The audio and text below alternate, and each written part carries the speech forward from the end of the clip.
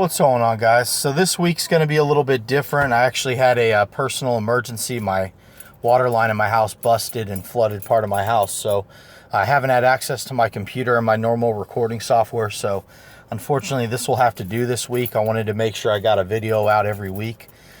So anyways, we're going to go ahead and jump right into it. I feel good about this slate this week. I think there's some good options to fade, a couple good options that should be lower ownership, but have some pretty good upside.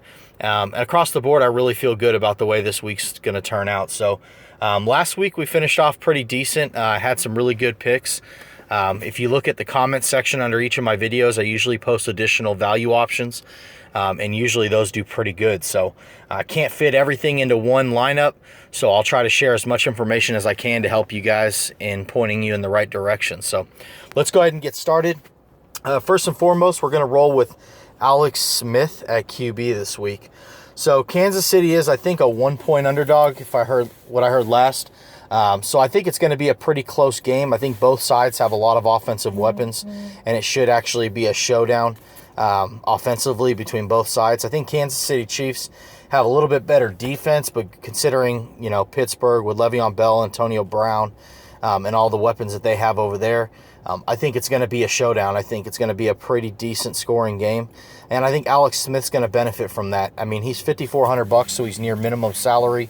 Of course, you can pay up for an Aaron Rodgers or a Ben Roethlisberger, but I see no point in doing that. Alex Smith last week put up phenomenal 25.7 points, 2 touchdowns, 1 interception.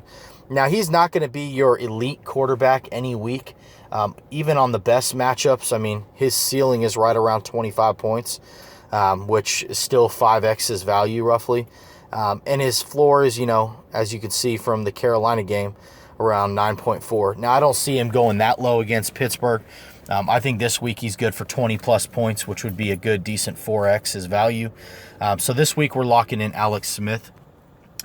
Next up at running back, I'm actually going to do something a little crazy. I'm going to fade. Now, not all of my lineups, so I'm going to do this, but I'm going to fade Le'Veon Bell and Zeke this week. I think their ownerships are going to be sky high. I think a lot of people are going to pay up for them. I think Kansas defense is pretty stacked. I don't think Le'Veon is necessarily going to have a 40-point game or even a 30-point game. I think the weather obviously is expected to be freezing rain, so there's going to be possible sleet, maybe even a little bit of snow. We don't know yet. So they are going to lean heavily on Le'Veon Bell, and I think that's going to change Kansas City's defense, try to stop the run. I just don't feel 100% on that. I'm going to be fading a lot of the Pittsburgh, Kansas City receiving core, just given the weather. I know anything can happen on any given Sunday, but or Saturday in this case. But I will say that I just don't feel really that comfortable with paying up $8,500 or $10,500 for either of those running backs in most of my lineups. So we're going to lock in Devontae Freeman against Seattle. So I'm really in between Freeman and Coleman. I like both of them a lot this week. Coleman obviously has more upside on the pass game, but Freeman's going to get the workload on the carries and have a lot of upside when it comes to touchdown potential in the red zone. 28 points against New Orleans last week, 16 before that, 37 against San Francisco.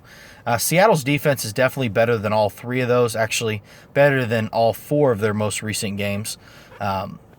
But I really think Devontae Freeman is going to be a good play this week. I think he's good for, I'd say, about 20, 25 points, and I really like the matchup there. Seattle's going to scare a lot of people away from that Atlanta offense. I think I'm more scared of the secondary on Seattle, as I mentioned in last week's video.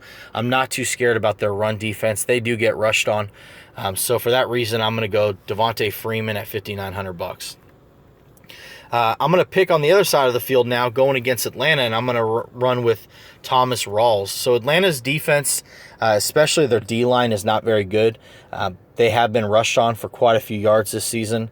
Rawls is healthy. He's playing really good football. If you look at his last week's stats against Detroit, 27 attempts for 161 yards. Now, Pete Carroll did say he is definitely going to be looking to use Rawls early, often, and I don't think that's going to change throughout the playoffs or into the Super Bowl if they make it. I think they're really going to lean heavily on Rawls. He should get a lot of carries. I'd say 20-plus carries moving into this playoff games and maybe even into the Super Bowl. We'll see if they make it.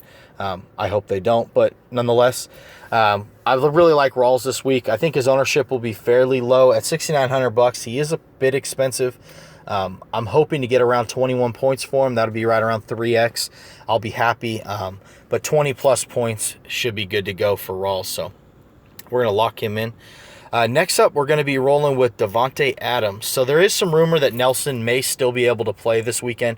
If he does, I think they're going to lighten his load, try to limit the hits that his body takes. He did have a lacerated spleen. I think he had a cracked rib. So he had some pretty serious injuries. If they decide to play him, they're going to push him through his injuries, and I don't think that's a good idea when you're looking at fantasy. I mean, playing a guy who's babying an injury means they're not going to put him in those predicament situations where he's risking getting hurt. So I think Davante Adams and Randall Cobb are going to be two big plays this week. Cobb's ownership after last week, I suspect, are going to be ridiculously high. I mean, the guy had, I think, around 37 points fantasy, which is going to drive his ownership through the wall or through the roof. And I'm just going to try to fade Cobb as much as I can. I mean, you get a lot of people that generally go after last week's stats. The thing with Davante Adams that I like is he does have off weeks, but given the playoffs, they're going to lean very heavily on their receiving core, especially going against Dallas, who's been playing on fire lately. So I think Adams and Cobb will have big games this week. If Nelson plays, I just wouldn't touch him, to be honest with you, but I really like Adams. He's consistent. Next, we're going to go with, where is he at? Tyreek Hill. So I said I'm going to fade a lot of the receiving core for both Kansas City and Pittsburgh given that inclement weather.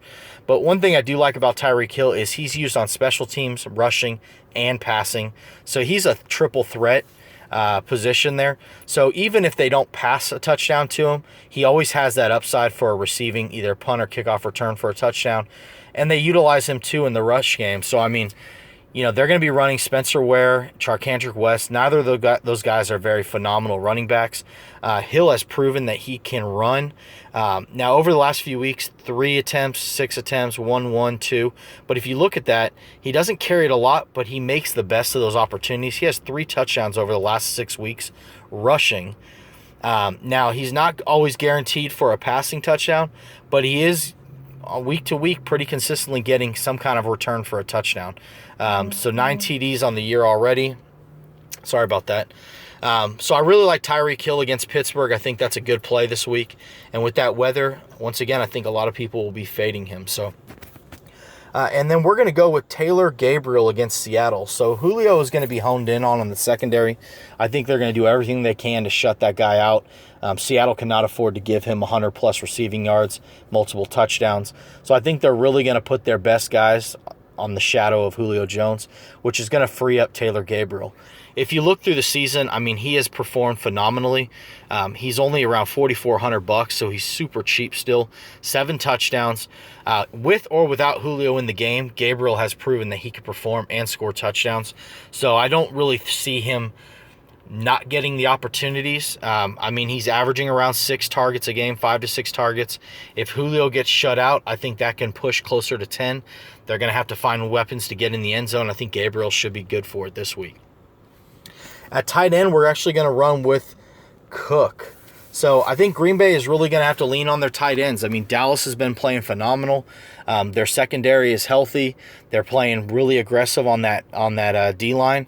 So I think he's going to be leaning to bail out to Jared Cook quite a bit. Cook is getting a lot of looks over the last few weeks, 9, 8, 5, and 8 targets. He is making the best of those yards. Now, he isn't getting a lot of touchdowns, but I think that might change this week. Cook is really a dual threat tight end. He's got good route running ability. He's a big guy. He can catch. Kind of reminds me a little bit of like a Travis Kelce. So I think he's really going to be utilized this week. His ownership has been fairly low as well, considering this price tag. A lot of people aren't on Cook. Now, at $3,900, if we can get 8 to 10 points, I'll be happy out of my tight end. I'm not expecting 25, 30 points or anything crazy. So honestly, this week, I'm telling you now, I don't expect a 15, 20-point game out of him. But if we can get 8 to 10 points, I'll call it a day and I'll be happy. So that's kind of where we're looking to save a little money this week. For defense, let's jump over to defense, and then we'll hit the flex. I'm 100% on the Patriots this week against Houston. Everyone knows Osweiler is not the most consistent passer. He throws a lot of interceptions. The one strong suit Houston has going for them, and the reason they've made the playoffs, is strictly that defense. Other than that, the offense has been garbage. Their receiving core has not been great this year, as you can tell. I mean, their top-tier wide receivers are probably towards the bottom when you're looking at rankings within wide receivers. So I would say Patriots have a chance at least 3 to 4 sacks this week. I'm suspecting 2 to 3 interceptions probably, and who knows, maybe even a pick 6. That defense is going to get really worn out. I think they're going to get tired just because the offense is going to really struggle against that defense of the New England Patriots. So I think Patriots are going to keep them low scoring. They're going to rush that passer, and I think it's going to prove to be very valuable for everyone who plays the Patriots. So, and now jumping over to the flex position, this week we're going to go with Tom Brady's top target, and that's Julian Edelman. So, wanted to get a little bit of stud action. So Davante Adams, Freeman, and Edelman are going to be our studs of the week. I really like the matchup here. Houston's defense is pretty good. I suspect that they're going to be really trying to shut down Edelman, but considering he lines up in the slot, he's going to get those receptions. He's going to get the targets, double-digit targets every week since week 11. And before that, I mean, he was dealing with some ailments and he wasn't 100%. He's playing the best he's played all year. He's pretty much unstoppable, and Brady's going to make sure, especially when it comes to playoffs and getting to that Super Bowl, put it in the hands of your most consistent wide receiver, and that's going to be Julian Edelman. So no matter who they're playing this week, he is a must-lock for me. So that's going to be our lineup this week. Once again, guys, I'm sorry the format is not what I've been putting out, but I wanted to make sure I got a video out there for everyone. So running back through this, we got Alex Smith stacked with Tyreek Hill. We got Freeman and Rawls. We got Davante Adams and Taylor Gabriel, Jared Cook, Julian Edelman, and the Patriots defense. That's going to wrap it up for this week. Good luck this week, guys. I hope everyone makes some money. I got to take care of a lot of stuff in my house, so I may or may not be posting any more videos for a week or two. But once again, good luck. Appreciate all the support. Comment, subscribe if you have any questions, and I will be posting in the comment section additional value plays that I really like this week, just to give you some other alternative options to choose from. So good luck. Let's make some money.